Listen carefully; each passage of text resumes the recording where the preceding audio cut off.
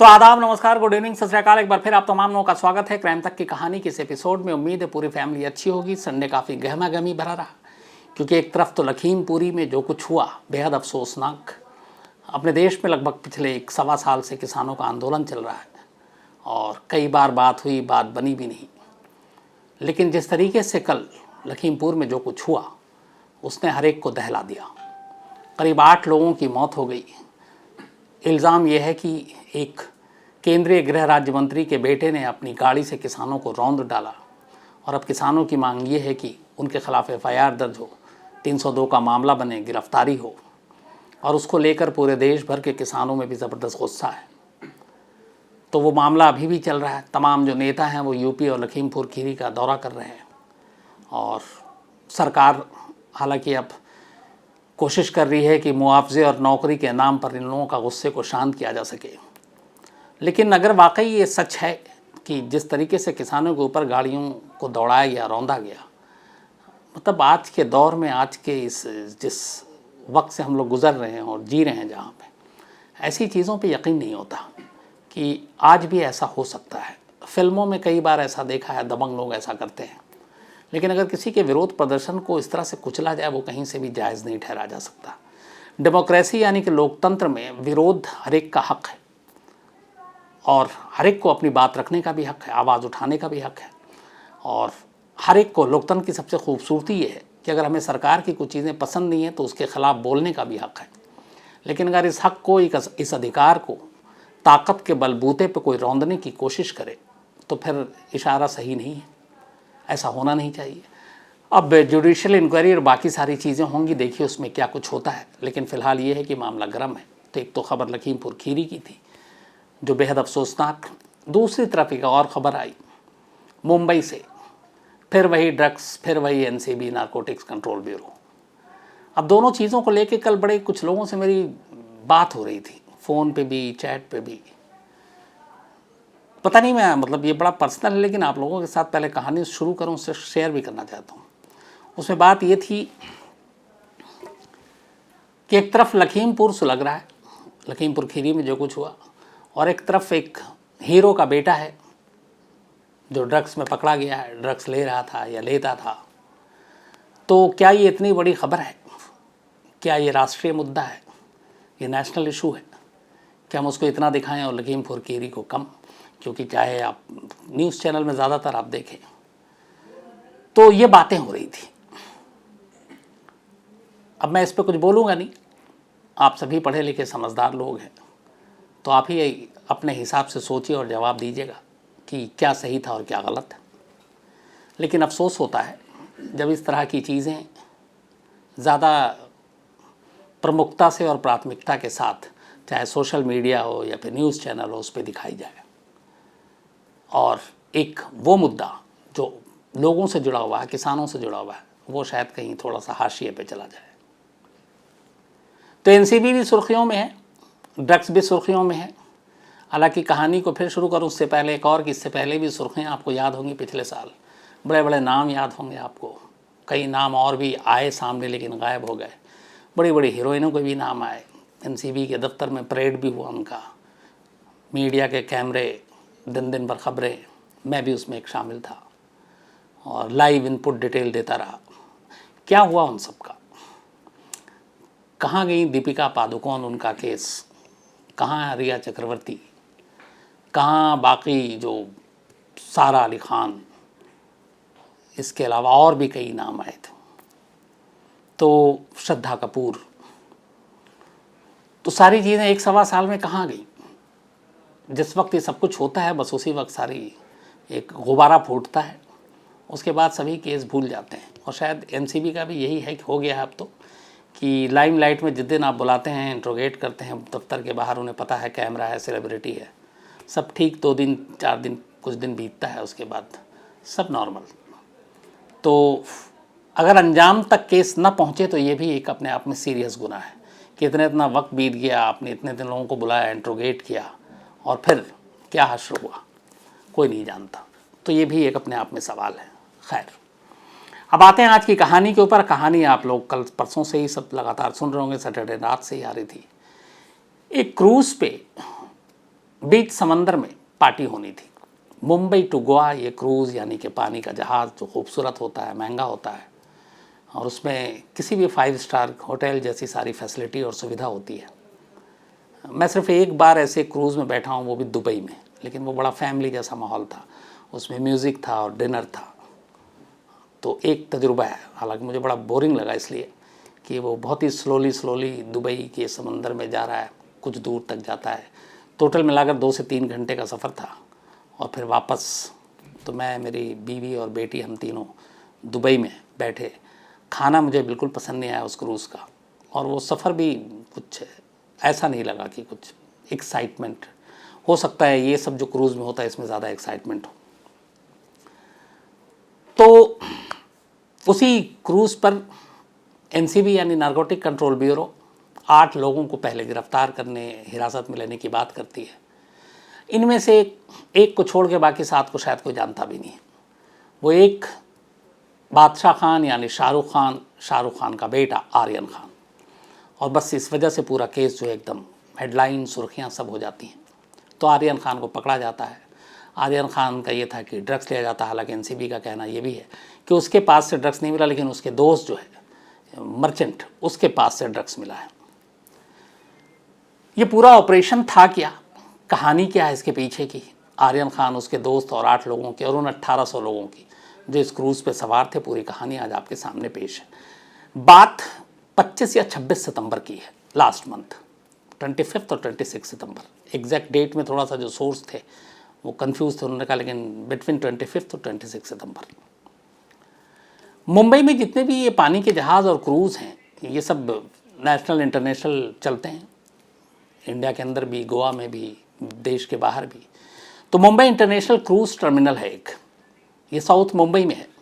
और इत्तेफाक से ये जो टर्मिनल है, क्रूज़ टर्मिनल, इसकी दूरी जो है एनसीबी के दफ्तर से है, वो मुश्किल से आधे किलोमीटर की दूरी पे होगी। नारकोटिक कंट्रोल ब्यूरो के दफ्तर से इस टर्मिनल की दूरी मुश्किल से आधा से 1 किलोमीटर के अंदर अंदर है। 25 से 26 सितंबर के दरमियान, अच्छा, इस टर्मिनल की जो सिक्योरिटी की जिम्मेदारी है वो सीआईएसएफ की है, बिल्डिंग की पूरी। देश में जितने भी ऐसे हमारे इंस्टॉलेशन हैं, ऐसी जो भी इमारतें हैं सरकारी, सेंसिटिव, उन सभी को सीआईएसएफ को सौंपा गया है। जैसे देश के अपने जितने एयरपोर्ट हैं उनकी निगरानी सीआईएसएफ करती है। और जब आप एयरपोर्ट के अंदर दाखिल होते हैं तो फिर जो एयरलाइंस के कर्मचारी हैं वो आपके टिकट और बोर्डिंग, वो सारी चीज़ें देखते हैं। इवन लगेज पे भी अगर आप जाएं शुरू में, तो लगेज पे भी सिक्योरिटी के स्टाफ और वो सारे लोग होते हैं। उसी तरीके से सीआईएसएफ इस मुंबई इंटरनेशनल क्रूज़ टर्मिनल की सिक्योरिटी की इंचार्ज है। जबकि जो मुंबई पोर्ट के लोग हैं, स्टाफ, वो अंदर स्कैनिंग और चेकिंग ये सारी चीज़ें करते हैं। तो इस क्रूज़ टर्मिनल की सुरक्षा के जिम्मेदार सीआईएसएफ को 25 से 26 सितंबर के बीच एक खबर मिलती है। खबर ये थी कि 2 अक्टूबर को गांधी जयंती के दिन, छुट्टी का दिन है, एक क्रूज़ जो है वो मुंबई से गोवा जाने वाला है। और मुंबई से गोवा जाने के दौरान में इस क्रूज़ पे एक मिड सी पार्टी होनी है और इस पार्टी में ड्रग्स का इस्तेमाल होना है। तो सीआईएसएफ को जैसे ही ये जानकारी मिली, सीआईएसएफ ने ये जानकारी जो जोनल हेडक्वार्टर है NCB narcotic control bureau Mumbai का, उसको पास कर दिया। उन्होंने कहा कि हमारे पास एक खबर है, 2 अक्टूबर को एक मुंबई टू गोवा क्रूज़ जानी है और उस क्रूज़ का नाम था कॉर्डेलिया क्रूज़। तो इसमें ड्रग्स का इस्तेमाल होना है बीच समुद्र में। अब एनसीबी को इतनी जानकारी मिली, इसके बाद एनसीबी ने अपनी तफ्तीश शुरू की। तफ्तीश के दौरान पता चला कि ये सच है कि 2 से 4 अक्टूबर के बीच में इस क्रूज़ पे एक इवेंट्स होने जा रहा है और एक एंटरटेनमेंट टीवी चैनल है, फैशन टीवी, उसकी तरफ से इस इवेंट को ऑर्गेनाइज़ किया गया है। और इवेंट ऑर्गेनाइज़ करने वाली कंपनी जो है, वो उन्होंने जो कॉन्ट्रैक्ट दिया वो दिल्ली की एक कंपनी है। और इस इवेंट का नाम रखा गया क्रेआर्क, CRAYARK, क्रेआर्क। तो इसमें पूरा प्लान था 2 से 4 अक्टूबर के बीच में क्या क्या होगा। इसमें बाकायदा ये था कि इस दौरान 2 दिन के इस सफ़र में मुंबई टू गोवा के बहुत सारे प्रोग्राम्स हैं, म्यूज़िकल प्रोग्राम हैं, जिनमें अलग अलग देशों के नामचीन डीजे वो परफॉर्म करेंगे। जैसे कुछ के नाम थे मियामी बेस्ड डीजे स्टैन कोलेव, इसके अलावा डीजे बुल्जी, दीपेश शर्मा, ये सारी चीज़ें थी। फिर म्यूज़िकल नाइट होगा, उसमें ये भी था कि फिर एक एफटीपी पूल पार्टी होगी जिसमें ख़ास मेहमान हिस्सा लेंगे। पूल पार्टी के दौरान भी जो डीजे थे उसमें बड़े बड़े अलग अलग देशों के लोगों के नाम थे। फिर एक था कि एक ऑल ब्लैक पार्टी होगी, फिर एक थी रात 10 बजे से सुबह 7 बजे तक पार्टी होगी, उसमें इलेक्ट्रॉनिक म्यूज़िक होगा। पूरा प्लान प्रोग्राम जो है इस 2 दिन के इसका तैयार किया गया था। पर हेड एक आदमी की जो टिकट की फ़ीस थी इस पार्टी में शामिल होने के लिए वो था 80,000, 80,000 रुपये। बाकायदा ऑनलाइन पे इसकी टिकटें थी, इसके डिटेल थे, इसके कार्ड भी पब्लिश थे छपे हुए। 2 अक्टूबर की शाम 4 बजे इस क्रूज़ को निकलना था मुंबई पोर्ट से और 4 अक्टूबर को सुबह ही वापस लौट आना था मुंबई। 2 रात और 2 दिन का लगभग ये सफ़र था। 80,000 रुपये पर हेड। और इस क्रूज़ पे जो कॉर्डेलिया क्रूज़ है, करीब 1800 गेस्ट इसमें रुक सकते थे, 1800, और लगभग सारे बुक थे। अब जब ये बात पता चली तो एनसीबी ने कहा कि अब क्या किया जाए, ऑपरेशन की तैयारी। अब ये था कि अगर एनसीबी की टीम सीधे क्रूज़ पे धमक ले, जाके बीच जहाज़ पे घेर ले बाकी बोट और उनकी जो अपने समुद्री जो सुरक्षा गार्ड है उनको लेकर या सीआईएसएफ को लेकर, तो फिर रंगे हाथों पकड़ना बड़ा मुश्किल हो जाएगा। हो सकता है लोग ड्रग्स समंदर में फेंक दें।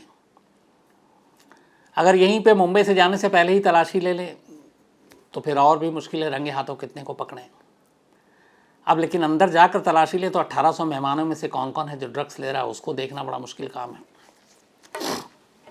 आखिर में तय हुआ कि एनसीबी की टीम मिड सी पे ही इस ऑपरेशन को अंजाम देगी।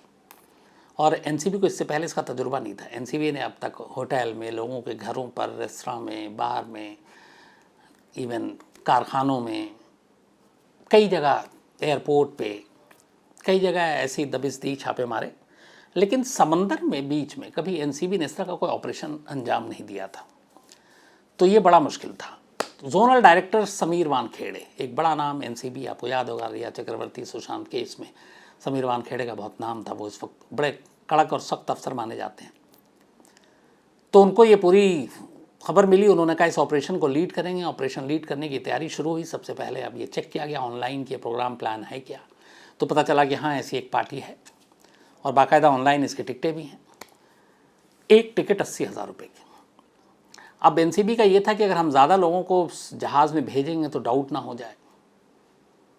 तो एनसीबी ने करीब 6 लोगों को इस क्रूज़ पे भेजने का फैसला किया। 6 लोगों की टिकटें बुक की, 3 अलग अलग लॉट में ऑनलाइन, ताकि ये ना पता चले कि 6 के एक साथ हैं, 2-2 करके। तो 3 अलग अलग किस्तों में 6 लोगों की टिकट बुक हुई। चूँकि कोरोना है, कई बार काम भी आ जाता है, मास्क पहन के चेहरा पूरा दिखता नहीं है, तो उसमें भी एक ढाल का काम था। तो ये सारी टिकटें बुक हुई और इसके बाद अब एनसीबी की टीम इंतज़ार करने लगी, क्योंकि अभी उनके पास इनपुट कुछ नहीं। अब ये है कि जो कुछ होगा समंदर में होगा, उससे पहले कोई ऑपरेशन हो नहीं सकता। लेकिन बीच समंदर में कुछ हो ना, इसके लिए एनसीबी ने कुछ तैयारी की। उसने चूँकि 6 लोगों को ही उसमें भेजा क्रूज़ पे, सीआईएसएफ को अपने इस ऑपरेशन में शामिल किया और सीआईएसएफ से कहा कि हो सकता है हमें रेड करना पड़े मिड सी, तो हमें आपकी मदद की ज़रूरत होगी। सीआईएसएफ के कुछ लोगों को भरोसे में लेकर उन्हें भी इस ऑपरेशन में शामिल किया गया। 6 बोट समंदर में रेडी रखे गए कि अगर कोई इमरजेंसी आ गई, कुछ आ गई, तो उनसे हेल्प ले सकते हैं। ये सारी कवायद पूरी करने के बाद अब एनसीबी की टीम 2 अक्टूबर का इंतज़ार करने लगी।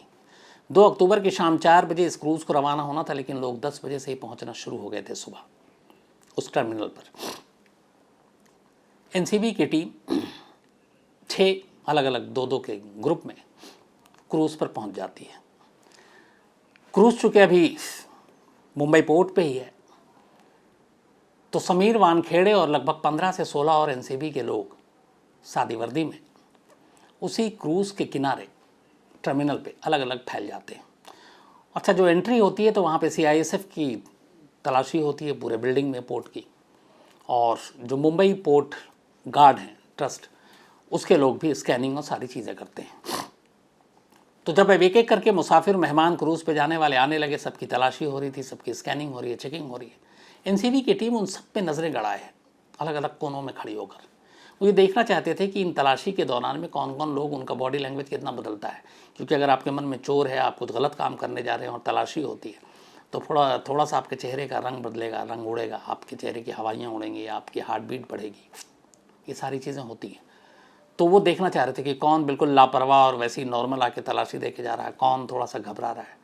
सारे चेहरे पढ़ने की कोशिश की, बॉडी लैंग्वेज देखने की कोशिश की, कामयाबी कोई नहीं मिली। शाम हो गई, क्रूज़ को जितने बजे रवाना होना तो उससे डिले हो गया।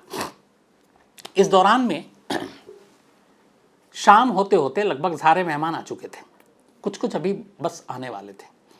तभी CISF के लोगों से इस क्रूज़ के स्टाफ ने जाकर रिक्वेस्ट की कि हमारे कुछ VIP गेस्ट आने वाले हैं, तो उन VIP गेस्ट के लिए अगर आप एक अलग से चेकिंग वाला वो कर दें ताकि उनको क्यू में ना लगना पड़े, क्योंकि तलाशी के लिए आप कतार में होते हैं जैसे एयरपोर्ट पे। तो वो VIP गेस्ट हैं, बड़े गेस्ट हैं, तो उनको लाइन में ना लगनी पड़े, इसलिए उनके लिए एक अलग लाइन दे दीजिए आप। CISF ने उनकी बात मान ली, पर इस शर्त पे कि तलाशी तो मतलब चेकिंग तो उनकी भी होगी। उन्होंने कहा ठीक है। तो अब VVIP जो गेस्ट हैं वो आने शुरू हुए, और इसी दौरान मेन VIP गेस्ट में आर्यन आता है अपने दोस्त के साथ मर्चेंट को लेकर। अब ये दोनों वहाँ पहुँचते हैं, NCB के लोग दूर खड़े हुए हैं और उनको देख रहे हैं कि अब ये दोनों आए हैं और अब इनकी तलाशी शुरू होती है। जब तलाशी शुरू होती है तब तक नॉर्मल था, इनके ID कार्ड चेक होते हैं, आर्यन के भी और उसके साथी के भी, और साथ में इनके सामान की भी चेकिंग होती है, स्कैनिंग होती है। अब अरबाज मर्चेंट और आर्यन दोनों की तलाशी हो रही है, लेकिन जैसे ही अरबाज के जूते की स्कैनिंग होती है, NCB की टीम देखती है कि आर्यन थोड़ा सा घबरा गया, उन्हें बड़ा अटपटा लगता है। और चूँकि जो लोग पुलिस वाले होते हैं या ड्रग्स और इस तरह की चीज़ें करते हैं, इनकी नज़रें बड़ी तेज़ होती हैं क्राइम सीन पे या इस तरह की कि कौन कैसे कहाँ पे तलाशी में घबरा रहा है, उसके चेहरे का हाव भाव क्या है, तो वो कई सारी चीज़ें इशारा कर देती हैं। तो जब अरबाज मर्चेंट के जूते की स्कैनिंग हुई, आर्यन घबरा गया। NCB की टीम को कुछ डाउट हुआ। इसके बाद वो दोनों खैर क्रूज़ में उनको अंदर लाया जाता है। अंदर आने के बाद अब तक 6 टीम पहुंच चुकी थी। समीर वानखेड़े भी अंदर दाखिल हो जाते हैं मास्क लगाकर, उन्हें कोई पहचाना नहीं। इसके बाद कमरे में जाते हैं। ये चूँकि गेस्ट के तौर पर था, कोई टिकट नहीं था आर्यन उसके पास, जो इवेंट ऑर्गेनाइज किया था उन्होंने बुलाया था। वहाँ जाने के बाद NCB की टीम अचानक दोनों को घेर लेती है कमरे में। मुस्कत कहती है कि हम NCB से हैं, तुम्हारी तलाशी लेनी है। दोनों अब घबरा जाते हैं। इसके बाद तलाशी ली जाती है। अरबाज के पास से जूते में से ड्रग्स मिलता है। अब इसके बाद उनसे पूछताछ होती है। तब वो बताते हैं कि हम 8 लोगों का एक ग्रुप है, 6 लोग ऑलरेडी क्रूज़ के अंदर दाखिल हो चुके हैं, हम दोनों साथ आए। अब 1800 मेहमान थे और 8 लोग जिनके पास ड्रग्स होने की उम्मीद थी। इसके बाद उन 6 लोगों के बारे में पूछताछ होती है। फिर उन 6 लोगों को ढूंढा जाता है क्रूज़ पर, उन 6 लोगों को लाया जाता है। बाकी फिर NCB और देखती है तो उसे लगता है कि जो इनपुट था वो यही था, यही ग्रुप था। बाकी ज़्यादातर मेहमान बेदाग थे। फिर भी क्रूज़ की तलाशी ली जाती है। कई घंटे बीत जाते हैं, रात हो जाती है, देर रात हो जाती है। उसके बाद NCB की टीम आर्यन और बाज और उसके 6 और लोगों को एक साथ 8 लोगों को लेकर वहाँ से NCB के दफ्तर ले आती है और उनको अपने हिरासत में रखती है, पूछताछ करती है और फिर अगले दिन उनकी गिरफ्तारी शो करती है। NCB की जो टीम ने कहा कि जो पूरी तलाशी ली गई थी इनके पास से,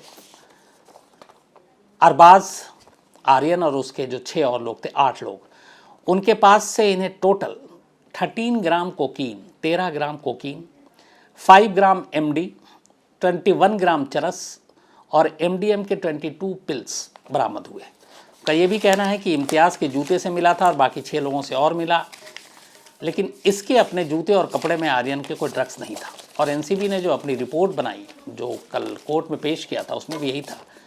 कंजम्पशन के लिए चार्ज किया है आर्यन खान को, यानी शाहरुख खान के बेटे को। 1 दिन की पुलिस हिरासत थी।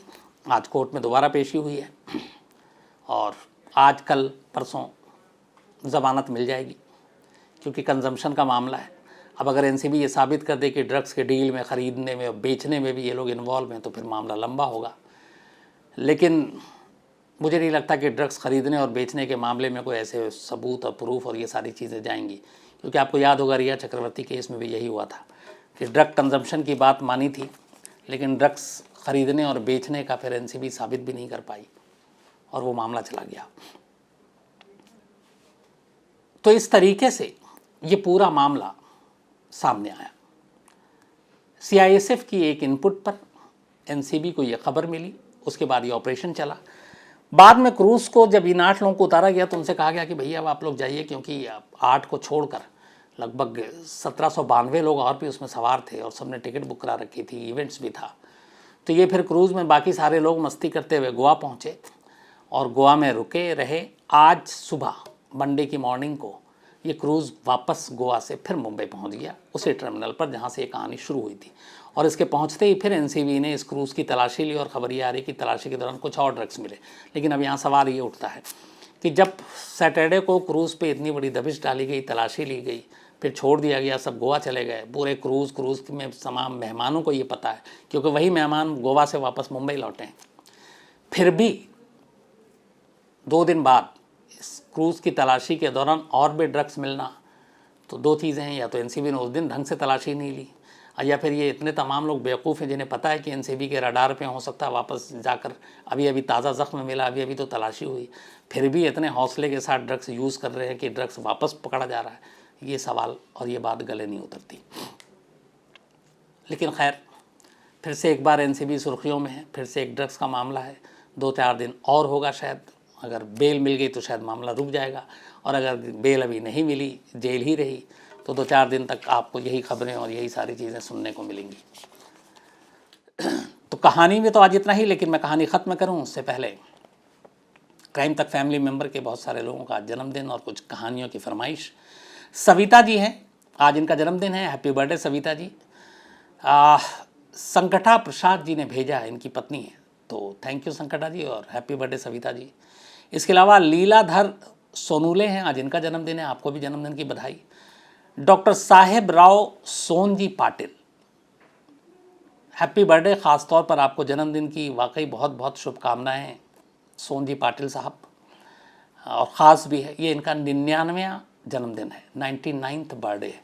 पूरी क्राइम तक फैमिली की तरफ से आपको ख़ास बहुत बहुत जन्मदिन की शुभकामनाएं, और मैं दिल से दुआ मांगूंगा और ये चाहूँगा कि आज ही के दिन अगले साल ऊपर वाले ने मौका दिया मुझे, तो आपको फिर मैं 100वें साल की बधाई दूँ जन्मदिन की, और वो एक यादगार दिन हो। डॉक्टर पंकज दिनेश बाविस्कर ने भेजा था ये, इनके नाना जी हैं डॉक्टर साहेब राव सोनजी पाटिल, जिनका आज 99वां जन्मदिन है। तो आप हमेशा अच्छे रहें, खुश रहें, सेहतमंद रहें, और अगले साल हम लोग सेंचुरी मनाएं आपके जन्मदिन की, यही मेरी दुआ है। गणेश मामग्यान, इनका भी जन्मदिन है, और प्रियांश जी ने भेजा है, ये इनके पिता हैं। अमोल काठ, 3 अक्टूबर उनका जन्मदिन था, तो बिलेटेड हैप्पी बर्थडे अमोल जी, आप हमेशा अच्छे रहें। अब इसके अलावा विजय पुंजसे, ये सुभाष चंद्र बोस की मौत की कहानी सुनना चाहते हैं, शायद मैंने इसी कहानी में सुनाई है विजय साहब। शिव ग्रोवर हैं, ये लांबी देहार की कहानी सुनना चाहते हैं, जल्दी सुनाता हूँ। एम जमीलुद्दीन हैं, ये एनी फ्रैंक की कहानी सुनना चाहते हैं, मैं भी ये शायद कहानी सुना चुका हूँ।